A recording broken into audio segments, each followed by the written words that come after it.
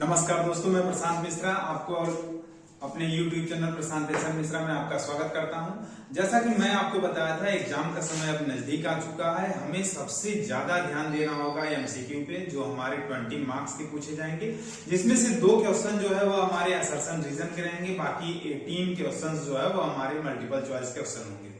तो ध्यान दीजिए, मैथमेटिक्स का अगर आप प्रिपरेशन कर रहे हैं तो आपको सबसे पहले एमसीक्यू को बहुत अच्छे से तैयार करना होगा, क्योंकि 1 मार्क्स इसमें मिलना है तो मिलेगा, नहीं मिलना है तो पूरी तरह से कट जाएगा। यहाँ पर स्टेप मार्किंग आपकी कुछ नहीं होने वाली है। ऐसा नहीं है कि 1 मार्क्स में आपको 0.5 मार्क्स कहीं पर चांस हो सकता है मिलने का, ऐसा कुछ नहीं है। इसलिए एमसीक्यू आपको बहुत ध्यान से देखना होगा, बहुत ध्यान से पढ़ना होगा। मैं कुछ क्वेश्चन प्रीवियस ईयर के और जो नए पूछे जा सकते हैं क्वेश्चन, ऐसी पॉसिबिलिटी जिसकी है, मैं कुछ क्वेश्चन लेके आया हूं।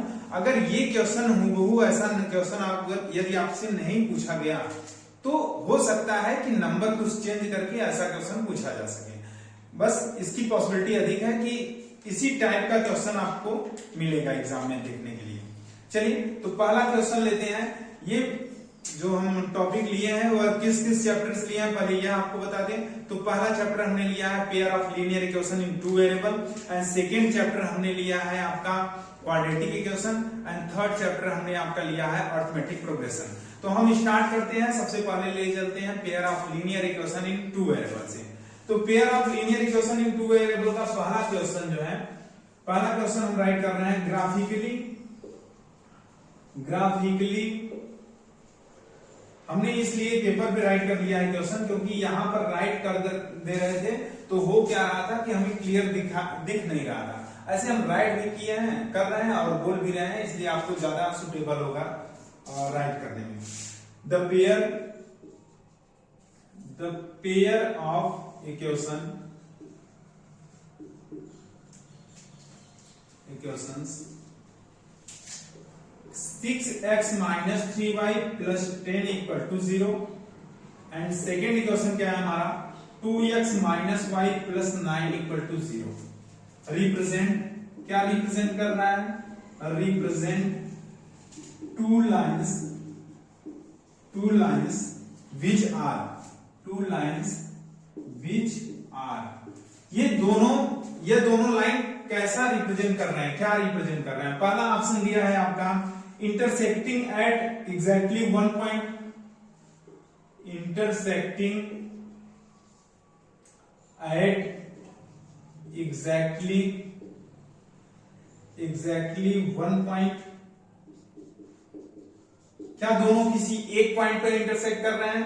सेकेंड केस बन रहा है हमारा बी जो है, वो बोल रहा है intersecting exactly 2 points, intersecting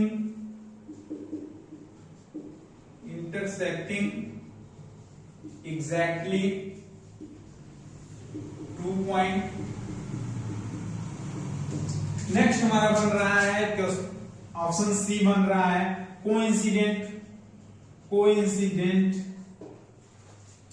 and D बन रहा है हमारा पैरेलल। तो किस लाइन को यह रिप्रेजेंट कर रही है। हमने इसके पहले एक वीडियो बनाया था, उसमें पूरा इंट्रोडक्शन दे दिया था। 3 टाइप्स के लाइन होते हैं। पहला होता है इंटरसेक्टिंग, सेकंड हमने पैरेलल के लिए बता दिया था, पैरेलल लाइन के लिए कंडीशन, और थर्ड हमने बता दिया था कोइंसिडेंट के लिए। तो यहां पर कौन सा होगा ऑप्शन देख लेते हैं।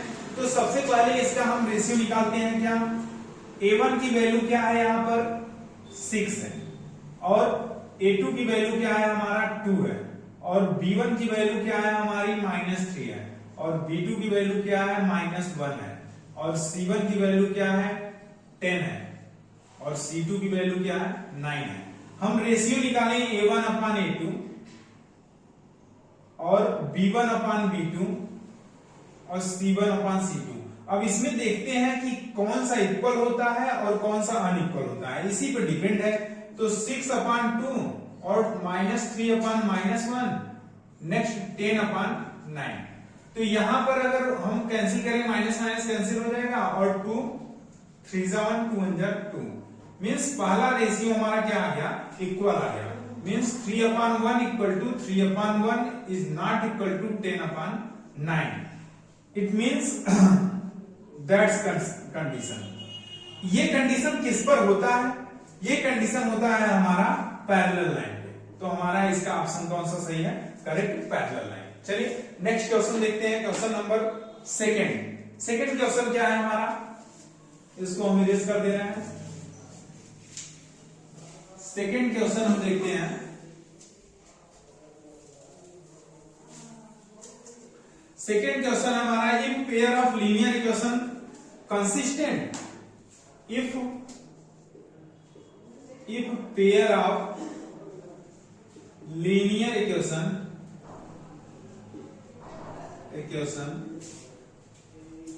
is consistent then the line will be first क्या है? पैरेलल। सेकंड हमारा क्या है? बी ऑप्शन जो दिया है वह always coincident and C option जो है हमारा क्या है? इंटरसेक्टिंग और कोइंसिडेंट। और डी ऑप्शन हमारा क्या है? Always intersecting. चलिए कंसिस्टेंट क्या होता है पहले समझते हैं। कंसिस्टेंट वो होते हैं जिनके सॉल्यूशन होते हैं। तो हमारे दो कंडीशन ऐसे हैं जिसके सॉल्यूशन होंगे। कौन से लाइन के सॉल्यूशन होते हैं? फर्स्ट वो लाइन के सॉल्यूशन होते हैं जो इंटरसेक्टिंग लाइन होता है, मींस यूनिक सॉल्यूशन उसका होता है, सिर्फ एक सॉल्यूशन होता है। और एक कोइंसिडेंट हमारा लाइन होता है जिसके इनफाइनाइट मेनी सॉल्यूशन होते हैं, इसलिए वो भी हमारा क्या है? कंसिस्टेंट है। तो यहां पर हमारा ऑप्शन नंबर सी क्या हो रहा है? करेक्ट हो रहा है, क्योंकि कंसिस्टेंट इंटरसेक्टिंग लाइन होगा और कोइंसिडेंट लाइन होगा। हमारा फर्स्ट है ही नहीं, पैरेलल लाइन के नो सॉल्यूशन होते हैं, तो यह कंसिस्टेंट होगा ही नहीं। सेकंड ऑलवेज कोइंसिडेंट, सिर्फ कोइंसिडेंट तो होता नहीं है, हमारे दोनों होते हैं, इंटरसेक्टिंग और कोइंसिडेंट, इसलिए हमारा ऑप्शन नंबर सी क्या है? करेक्ट ऑप्शन है। नेक्स्ट देखते हैं अगला क्वेश्चन नंबर कौन सा? Third number. चलिए थर्ड क्वेश्चन देखते हैं, देख लेते हैं क्या है। थर्ड क्वेश्चन जो है सेम इसी टॉपिक से क्वेश्चन आएगा। थर्ड क्वेश्चन हमारा है the pair of equation. Question number third है हमारा the pair of equation y equal to 0 and y equal to -7 has। First क्या है हमारा? फर्स्ट है हमारा ऑप्शन ए 1 सॉल्यूशन, क्या इसके एक सॉल्यूशन होंगे। बी हमारा ऑप्शन है 2 सॉल्यूशन होंगे, क्या इसके 2 सॉल्यूशन होंगे। सी हमारा क्या है? Option infinite many solution. D है हमारा option no solution. D option हमारा क्या है? कि नो सॉल्यूशन। भाई इसमें से कौन सा सही होगा? हम देखें अगर दोनों line y equal to 0 y equal to 7 means line क्या है हमारा? पैरेलल लाइन जा रहा है। जैसा भी लाइन जा रहा है हमारा क्या है? पैरेलल है। तो पैरेलल लाइन के क्या होते हैं? कोई सॉल्यूशन नहीं होता है, इसलिए इसका ऑप्शन हमारा कौन सा करेक्ट होगा? No solution. Exactly no solution हमारा इसका आंसर होगा। चलिए क्वेश्चन नंबर 4 पे चलते हैं। इस टाइप का क्वेश्चन आने की पॉसिबिलिटी ज्यादा है। चलिए क्वेश्चन नंबर 4 देखिए क्या है। क्वेश्चन नंबर 4 हमारा बता रहा है the pair of equation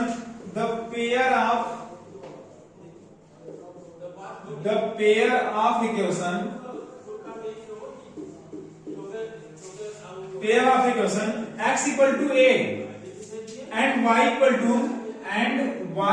to b graphically represent line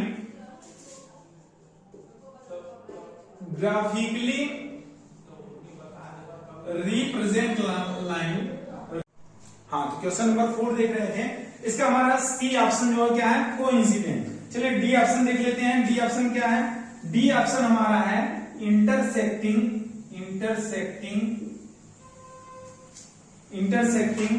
A B. एक बार क्वेश्चन रीड कर लेते हैं फिर से।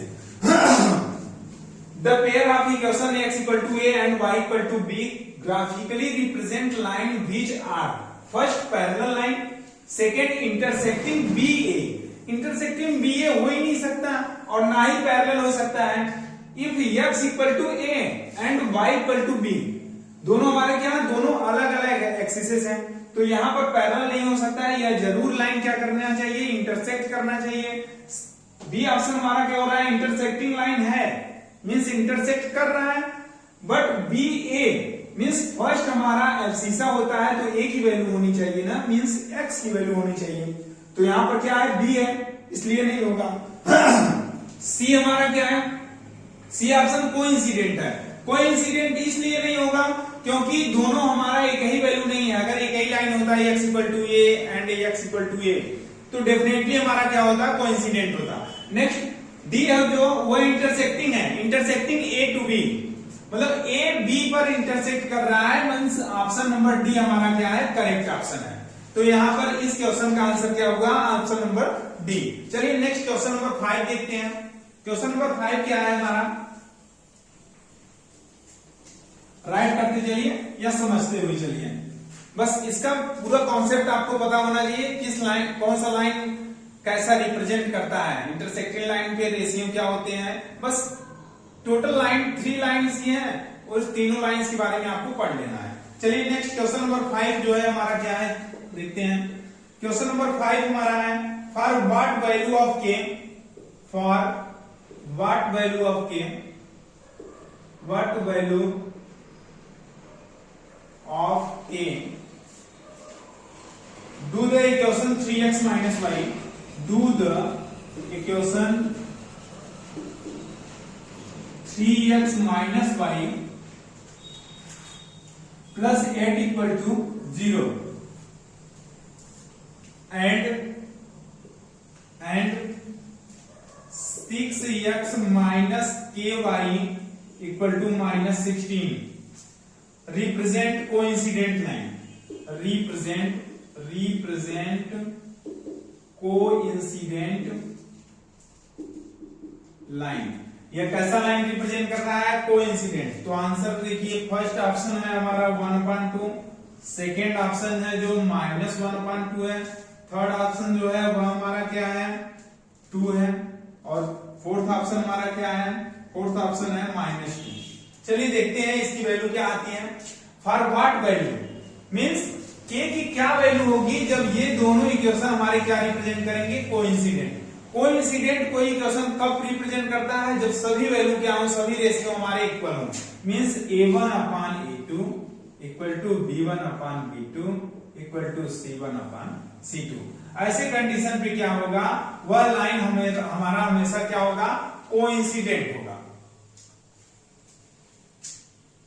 हाँ, तो कोइंसिडेंट लाइन होगा। चलिए देखते हैं। अब कोइंसिडेंट होगा तो वैल्यू क्या होगा, a1 की वैल्यू हमारी 3 है तो 3b, और a2 की वैल्यू हमारी क्या है, a2 की वैल्यू हमारी 6 है, तो 3/6 इक्वल टू -1, क्योंकि b1 की वैल्यू हमारी -1 है, and minus k equal to minus, ये इधर आएगा तो प्लस हो जाएगा, तो वहां +8 है, यहां पर क्या लिखेंगे 16। अब हम कैंसिल करेंगे तो ये कैंसिल करेंगे तो 2 हो जाएगा, यहां पर 2 हो जाएगा, मींस ये माइनस माइनस प्लस हो जाएगा, तो 1/2 equal to 1/k equal to 1/2। इसमें से किसी से भी हम कंपेयर कर सकते हैं, तो k इक्वल टू हमारी वैल्यू क्या आएगी, 2। Means option number C is the correct option. तो ऑप्शन सी हमारा क्या है, इसका करेक्ट आंसर है। अब आगे क्वेश्चन नंबर 6 पे चलते हैं। क्वेश्चन नंबर 6 क्या है देख लेते हैं। चलिए क्वेश्चन नंबर 6 हमारा है, the value of C. Same type का क्वेश्चन है कि इसमें हमें क्या निकालना है, ऐसे ही क्वेश्चन है, बस उसमें सी का वैल्यू निकालना है, हमें देखना है कि क्या है। चलिए क्वेश्चन नंबर 6 क्वेश्चन क्या है, the value of C for which, the value of C for which the pair of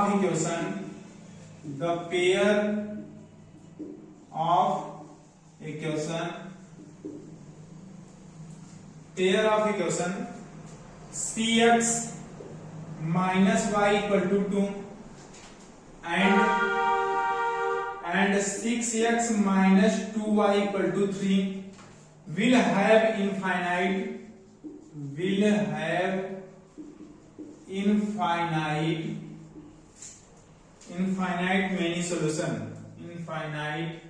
many solution। First बोल रहा है क्या है b3, b बोल रहा है हमारा -3, c बोल रहा है -12 है ऑप्शन, और d क्या है नन ऑफ दीज, क्या है नो वैल्यू। चलिए अब cx minus y equal to 2 option हमारा दे दिया have infinite many solution. Infinite many solution किस में होता है भाई, कोइंसिडेंट में होता है, जो ऑप्शन अभी हमने पढ़ा। तो कोइंसिडेंट में क्या होता है, इनफाइनाइट मेनी सॉल्यूशन होता है। रिलेशन हमारा a1 a2 equal to b1 upon b2 equal to c1 upon c2। यदि हम कंपेयर करें इसको तो क्या हो जाएगा c upon 6 equal to -1 upon -2 is equal to -2 upon 3। तो यहां पर देखें, यहां पर यदि हम इससे मैच करें तो ये ऑप्शन हमारा इन सभी के इक्वल नहीं हो रहा है, 1/2 के इक्वल नहीं हो रहा है, जबकि इक्वल होना चाहिए लेकिन इक्वल नहीं हो रहा है। इसका मीनिंग हुआ कि c का वैल्यू एक बार हमारा आएगा 3 और c का ही वैल्यू एक बार आएगा हमारा क्या 4। तो इसलिए 2 वैल्यू आ रहा है c का, इसलिए यहां पर ऐसा कुछ नहीं है। तो हमारा ऑप्शन नंबर कौन सा करेक्ट होगा, डी। तो ऐसे क्वेश्चन आते हैं आपको कंफ्यूज करने के लिए। आप वैल्यू निकालेंगे किसी एक से तो आपका 3 आ जाएगा, तो आप 3 ऑप्शन पे जैसे ही करेक्ट करेंगे आपका वहां पर कैंसिल हो जाएगा। नेक्स्ट यहाँ पर c इक्वल टू 4 आएगा, तो 4 ऑप्शन में है नहीं, तो टोटल माना जाएगा आपका कि नो वैल्यू, कोई वैल्यू नहीं है इसका। ठीक है, चलिए क्वेश्चन नंबर 7 पे आते हैं। राइट कर लीजिए। जो क्वेश्चन यूनिक थे या कुछ में नए ट्रिक्स लग रहे हैं, अलग टाइप के थे, वही क्वेश्चन हम आपको बता रहे हैं। सेम क्वेश्चन हम आपको नहीं बता रहे हैं, याद रखिएगा। यह सभी क्वेश्चन अलग अलग टाइप के हैं। आप अगर इन सबको कर लेंगे तो आराम से आप टोटल 18 जो एमसीक्यू आएंगे उसको आप कर सकते हैं। ठीक है, हमारे 5 पार्ट को अगर आप देख लीजिए, 5 पार्ट को, तो आप सभी 18 मार्क जो 18 के एमसीक्यू आएंगे, चाहे वो मैथ्स बेसिक वाले हों या स्टैंडर्ड वाले हों, दोनों हमारे कर सकते हैं। चलिए क्वेश्चन नंबर 7 को देखते हैं क्या है। क्वेश्चन नंबर 7 जो है वो हमारा है, क्वेश्चन नंबर 7 है Arun has only 1 rupees. Arun has, थोड़ा वर्ड प्रॉब्लम है, देख लीजिए। Only 1 rupees and 2 rupees and 2 rupees, 1 रुपए और 2 रुपए का कॉइन है उसके पास, coin with her, sorry Arun नहीं अरुणा है। ठीक है, if the total numbers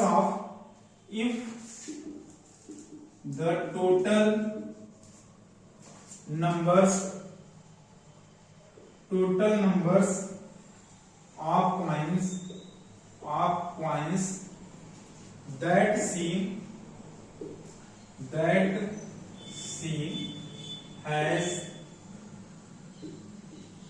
is 50 and total coin उसके पास कितना है 50 है, and the amount of money and the, हाँ क्वेश्चन नंबर 7 देखते हैं। क्वेश्चन नंबर 7 क्या है, Aruna has only 1 rupees and 2 rupees coin with her if the total numbers of coins that she has is 50 and the amount of money will her is 75 rupees, then the number of 1 rupees and 2 rupees coins are respectively।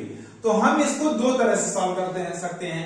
एक तो हम equation बनाएं by rule, but ये objective में हमें equation बनाने की जरूरत नहीं है, हमें 2 पॉइंट पे ध्यान देना है। फर्स्ट कितना, दोनों पॉइंट जो है वो मिला के हमारे कितने होने चाहिए, 50 कॉइन्स होने चाहिए, और जो रुपीज है वह 75 होना चाहिए। हम देखते हैं कौन सा सेटिस्फाई हो रहा है, जो सेटिस्फाई होगा वही हमारा आंसर होगा। फर्स्ट देखिए 35 रुपीज है, मीन्स 35 कॉइन किसके हैं 1 रुपीज के, तो ये 35 रुपीज हो गया। और प्लस 15 किसके है, 2 रुपीज के, तो मीन्स 30 रुपीज हो गया, आ गया 65। तो 65 रुपीज तो हमारे पास है नहीं, हमारे पास कितने हैं, 75 है, इसलिए ये रॉन्ग हो गया। नेक्स्ट आते हैं 35 रुपीज, हमारा 35 कॉइन है 1 रुपीज का, मीन्स 35 रुपीज। पहले हम रुपीज को कन्वर्ट कर लेते हैं, फिर उसके बाद टोटल कॉइन को बता देते हैं। तो यह 35 हो गया, और प्लस हम यहाँ पर कितना 20 2 40 हो गया, ठीक है, तो 40 रुपीज हो गया, तो हमारा कितना 75 आ गया, ये तो करेक्ट आ रहा है। नंबर ऑफ कॉइन देख लेते हैं, 35 कॉइन ये है और 20 कॉइन मतलब 55 कॉइन, तो हमारा तो 50 कॉइन होना चाहिए ना, यहाँ पर 55 कॉइन हो जा रहा है, मीन्स ज्यादा हो जा रहा है, तो हमें क्या सिर्फ 50 कॉइन्स लाने हैं, तो ये भी हमारा रॉन्ग हो गया। 15 देखते हैं, 1 रुपीज का 15 है, तो मीन्स कितना 15 रुपीज प्लस 35 टू जा कितना हो जाएगा 70, तो ये वैसे ही हमारा 85 आ जा रहा है, जबकि रुपीज हमारे कितने हैं 75 हैं, तो ये यहाँ पर रॉन्ग हो गया। लास्ट देखते हैं 25 1 रुपीज का है, तो 25 रुपीज हो गया, प्लस 25 टू जा 50 रुपीज हमारा ये हो गया, ऐड हो गया कितना 75 रुपीज हमारा आ गया, ये तो करेक्ट है। फिर देखते हैं कॉइन, नंबर ऑफ कॉइन्स हमारे क्या है, तो 25 प्लस 25 50, मीन्स ये भी करेक्ट है, तो ये दोनों हमारा सेटिस्फाई हुआ किस ऑप्शन पे, डी पे, तो D is the correct answer. चलिए नेक्स्ट हम लेके चलते हैं आपका अगला नेक्स्ट क्वेश्चन नंबर 8 देखते हैं हम सब। क्वेश्चन नंबर 8 क्या है,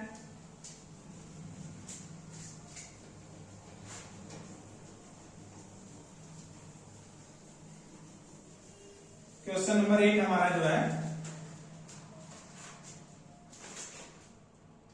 क्वेश्चन नंबर 8 हमारा आ जाते हैं which of the following is quadratic equation. आप क्वाड्रेटिक इक्वेशन वाले चैप्टर पे आ जाते हैं। क्या है, which of the following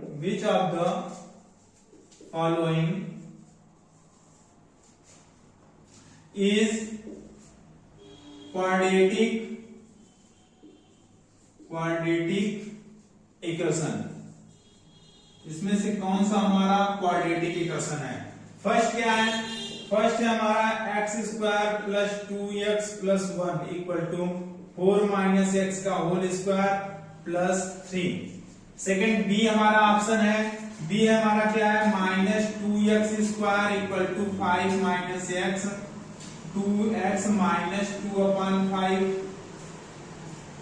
next है सी ऑप्शन हमारा क्या है, k plus 1 x square plus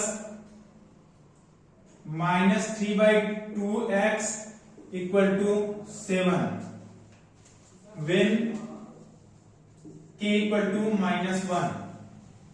next हमारा क्या है, नेक्स्ट है हमारा डी ऑप्शन जो है, डी ऑप्शन हमारा है x cube minus x square equal to x minus 1 का होल क्यूब।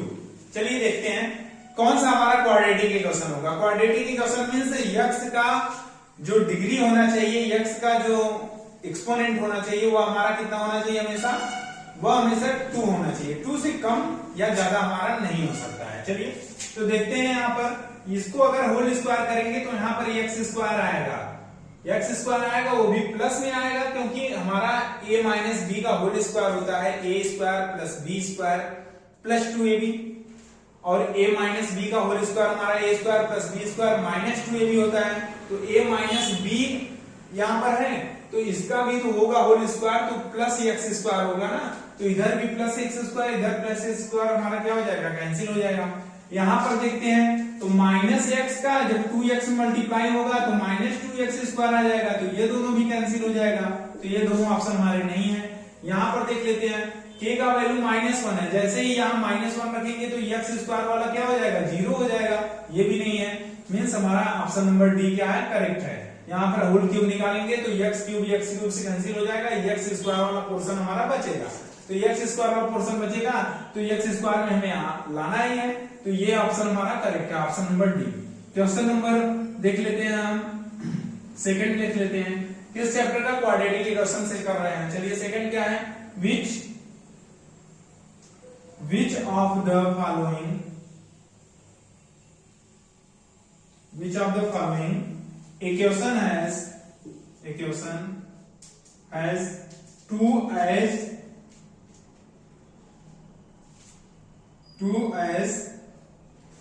और रूट 2 जो है रूट का वर्ग कर रहा है इसमें। ऑप्शन नंबर कौन सा सही है देख लेते हैं। X square minus 4x plus 5 equal to 0 पहला ऑप्शन है। सेकेंड ऑप्शन हमारा है x square plus 3x minus 12 equal to 0। Third option जो है हमारा क्या है 2x square minus 7x plus 6 equal to 0। And D option हमारा क्या है 3x square minus 6x minus 2 equal to 0। चलिए इसमें चूज करते हैं, देखिए कौन सा। तो भाई 2 रखने पे जो सेटिस्फाई हो जाए वही हमारा क्या है, वही रूट्स है। चलिए तो देखते हैं, इसमें 2 रखिए, देखिए सेटिस्फाई हो रहा है। तो 2 2 जा 4, यहाँ पर 4 2 जा 8 मीन्स 4 और माइनस 8 और प्लस 5, तो ये दोनों ऐड करेंगे 9 आ जाएगा, मीन्स आएगा हमारा 1, तो ये नहीं है। नेक्स्ट देखते हैं, यहाँ पर रखेंगे तो 4 आएगा, यहाँ पर रखेंगे तो कितना आएगा, आ जाएगा प्लस 6 और माइनस 12, तो हमारा आंसर आ जाएगा कितना माइनस 2 आ जाएगा, ये भी नहीं है, 0 आना चाहिए हमारा। इस ऑप्शन पे देखते हैं तो क्या हो जाएगा 2 2 जा 4 4 2 जा 8 और माइनस 14 और प्लस 6, तो 6 8 14 मीन्स 14 माइनस 14, ये हमारा 0 आ गया। ये सेटिस्फाई हो रहा है, तो ऑप्शन नंबर सी हमारा करेक्ट है। ठीक है, इसको भी देखना चाहते हैं तो देख लीजिए, क्योंकि 2 तो सेटिस्फाई करेगा नहीं। चलिए इसको भी देख लेते हैं। 2 2 जा 4 3 जा 12 माइनस 6 2 जा 12 माइनस 2 मीन्स कितना आ गया 12 माइनस 14 इक्वल टू माइनस 2, तो ये भी हमारा ऑप्शन नहीं है। ऑप्शन नंबर सी हमारा क्या है, करेक्ट है। ठीक है, ऑप्शन सी कौन सा है, करेक्ट ऑप्शन है। चलिए क्वेश्चन नंबर 3 देखते हैं, अभी सी का पूरा एरेज कर देते हैं। क्वेश्चन नंबर 3 क्या है उसको देख लेते हैं।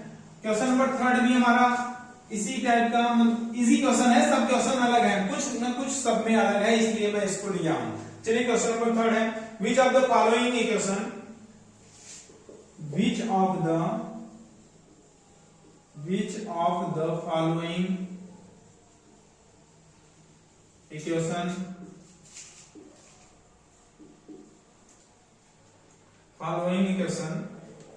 has the sum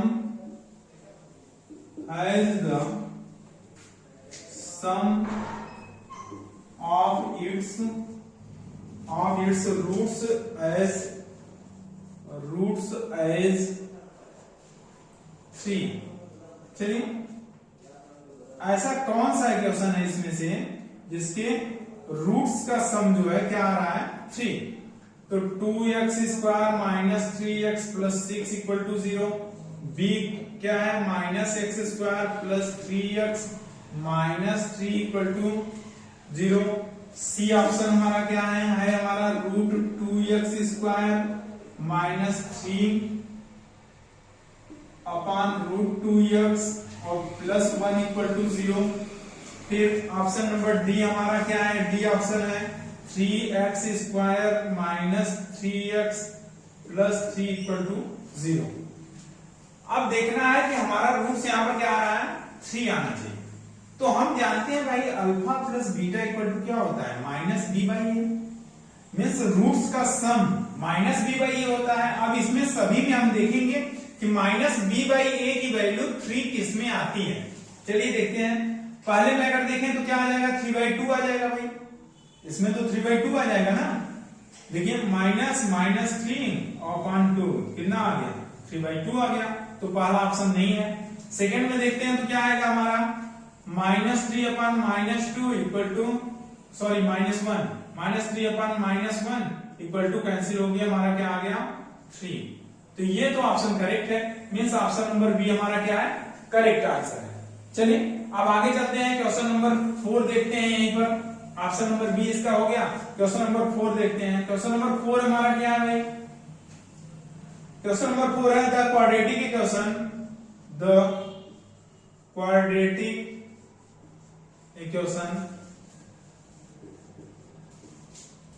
equation 2x square minus root 5x और प्लस 1 इक्वल टू 0 हैज क्या होगा फर्स्ट ऑप्शन जो है वो हमारा होगा टू डिस्टिंक्ट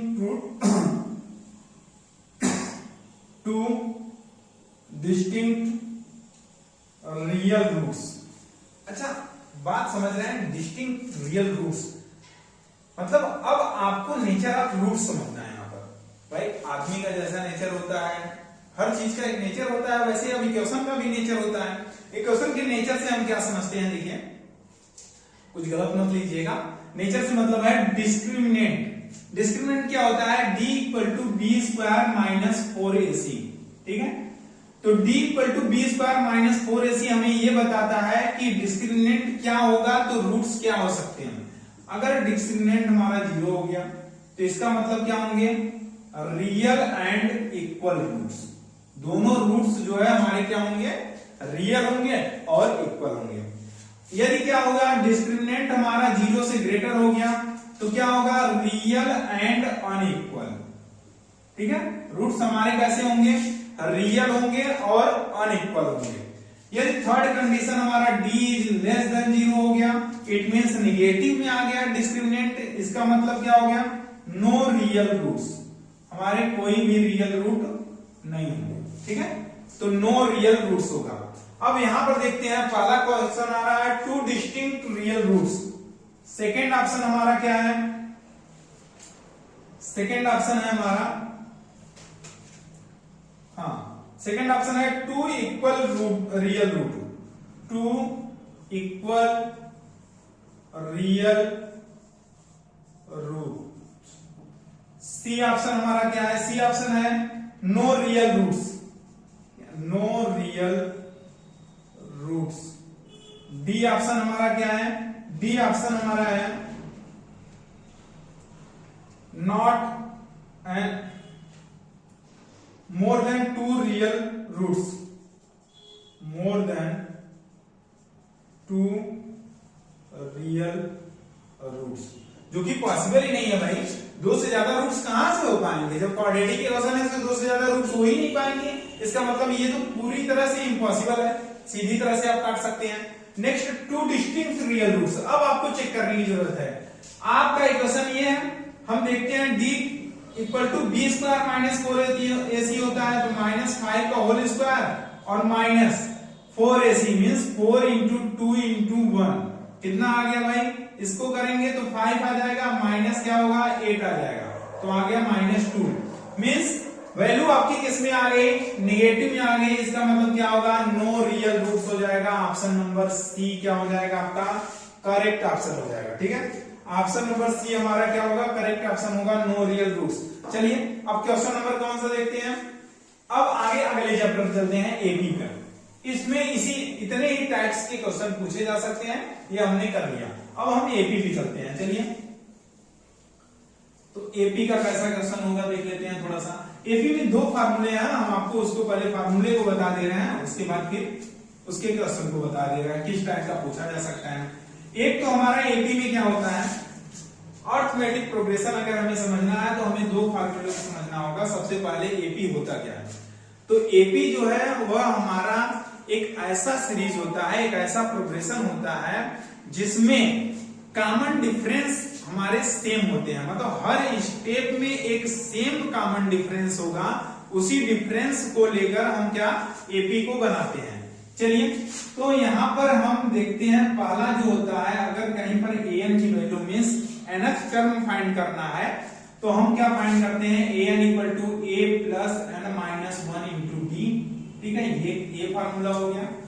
एक दूसरा फार्मूला क्या होता है, हम अगर सम निकाल रहे हैं sn इक्वल टू तो होता है n/2 और 2a plus n minus 1 into D होता है। एक ये हमारा सेकेंड फार्मूला है। दो फार्मूले अगर आपको तैयार है, मीन्स याद है और थोड़ा सा कॉन्सेप्ट आपको पता है तो आप क्वेश्चन आसानी से कर सकते हैं, कोई प्रॉब्लम नहीं होगा। चलिए, तो हम क्वेश्चन देखते हैं। क्वेश्चन नंबर ए देखते हैं, किसका? एपी का। एपी चैप्टर का क्वेश्चन नंबर 1 देखते हैं। क्या है हमारा? In AP if d equal to -4 और n equal to 7 and an equal to 4 then a is equal to A की वैल्यू क्या होगी अगर इतना है तो भाई सिंपल सी बात है, ए एन की वैल्यू हमें दिया है, ए एन इक्वल टू क्या होता है, A plus N minus one into D. A N की वैल्यू क्या है, देखिए 4 है। ए की वैल्यू हमारी क्या है, ए की वैल्यू हमें निकालना है, और एन की वैल्यू क्या है हमारा, एन का वैल्यू 7 है, और डी का वैल्यू क्या है, -4 है। सॉल्व कर लेते हैं। 4 इक्वल टू ए प्लस 6 4 जा -24 हो गया, इसको इधर भेज देते हैं, तो ए इक्वल टू कितना हो गया, 4 प्लस 24 मीन्स 28। तो ऑप्शन हमारा 28 करेक्ट होगा। और ऑप्शन क्या है हम राइट कर दे रहे हैं, ऑप्शन हमारा ए इक्वल टू कितना था, 6 था, बी इक्वल टू कितना है 7, और सी इक्वल टू कितना है 20, और डी इक्वल टू हमारा कितना है 28। तो ऑप्शन नंबर डी हमारा क्या हो जाएगा, करेक्ट ऑप्शन हो जाएगा। लिखते आप कैसे हैं इसको ये भी देखिए। नेक्स्ट क्वेश्चन नंबर सेकंड देखते हैं। क्वेश्चन नंबर सेकंड क्या है, the list of the number -10 -6 -2 2 is. अब बताना है कि यह एपी है तो कैसा है, and AP with d equal to -16। तो डी का वैल्यू पहले हम निकाल लें। देखिए second term minus first term होता है, तो सेकेंड टर्म क्या है -6, तो -6 और -10 मीन्स 6 प्लस 10 इक्वल टू 4 आ गया।